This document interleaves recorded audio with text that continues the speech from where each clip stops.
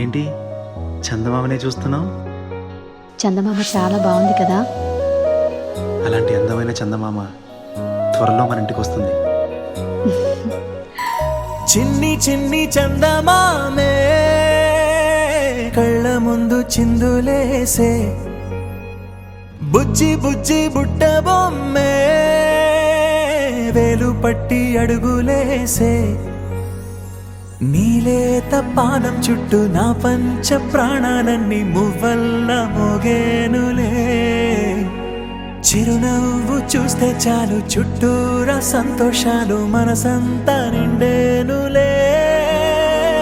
అమ్మా అమ్మా అమ్మడి గుమ్మా గుమ్మా గుమ్మడి, అమ్మా నాన్న సందడి నీలోనేగా ఉన్నది.